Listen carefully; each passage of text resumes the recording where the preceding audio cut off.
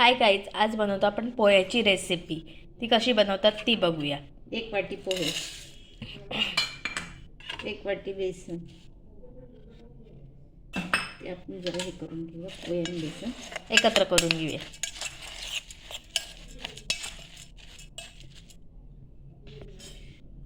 पाव वाटी रवा, बारीक रवा. बारीक आहे ना? नाही कुठलंही चालतं.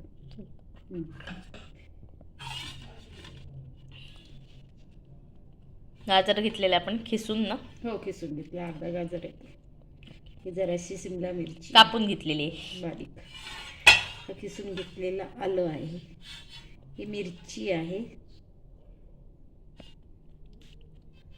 इथे आपण हळद, थोडंसं तिखट, हे धणा पावडर, जिरा पावडर आणि चवीनुसार मीठ, असं सगळं एकत्र टाकलेलं आपण. आज आपण ते एकत्र करून घेऊया आधी मस्त की.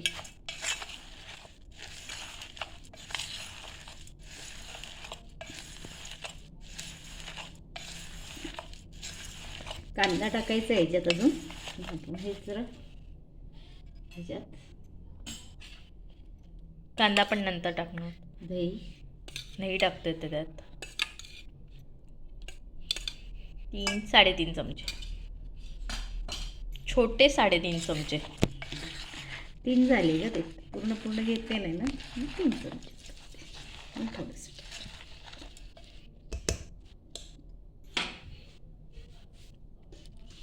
आता आपण काय टाकतोय? थोडंसंच पाणी टाकून ते काय हे करूया. रवा फुलल ना त्यात.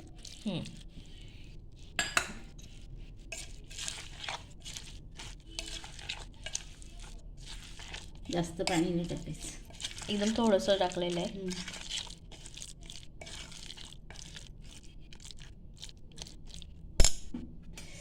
ते रवा पोहे सब फुलून येतील.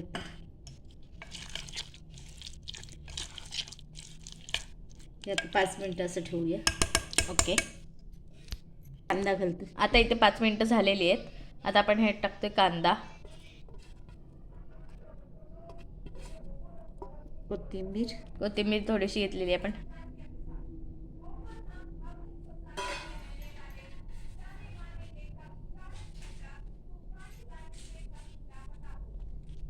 त्यात टाकतोय आपण ते टाकतोय थोडं पाणी टाकतोय.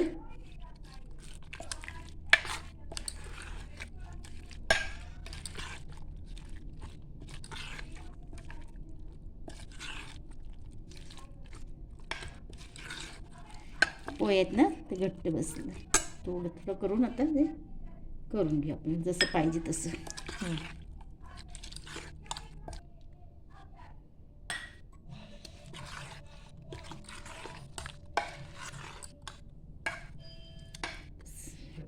आता आपण विनो टाकूया थोडंसं.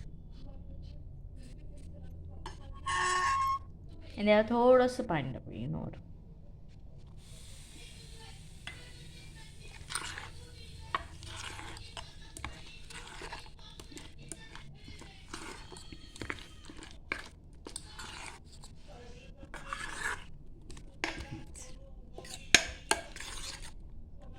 झालं. इथे तर आपण मांडर ठेवलं तापवायला. त्याला काय बोलतात? काळी बोलतात त्याला. मला नाही माहित त्याला काय बोलतात.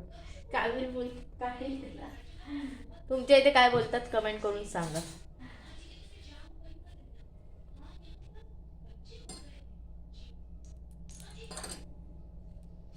तेल टाकलंय आपण, तेव्हा थोडीशी तेल टाकले सफेद. ते आता आपण लेटर टाकून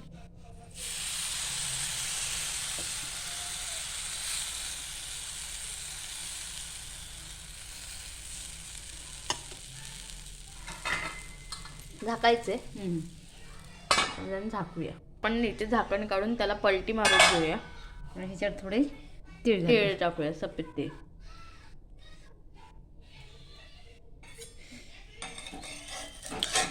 आपली ही नवीनच आहे ना.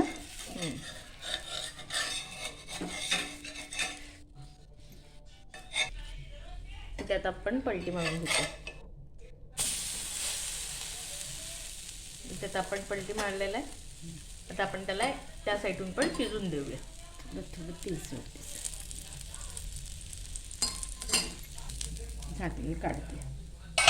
आता आपण हा काढून घेऊया.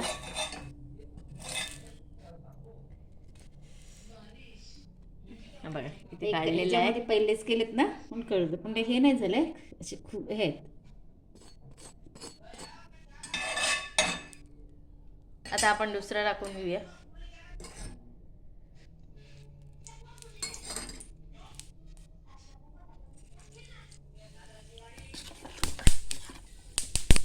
ये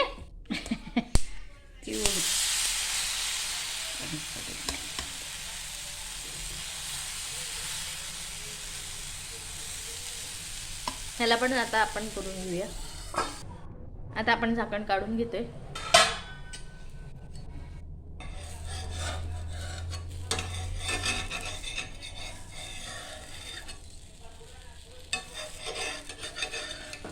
आता आपण त्याला पलटी मारतोय.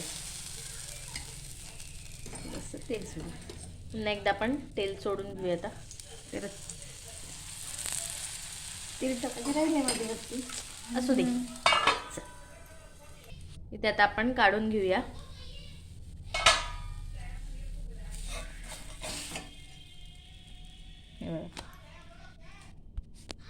अशाच प्रकारे आपण सर्व हे जे बनवून घेणार आहोत आता.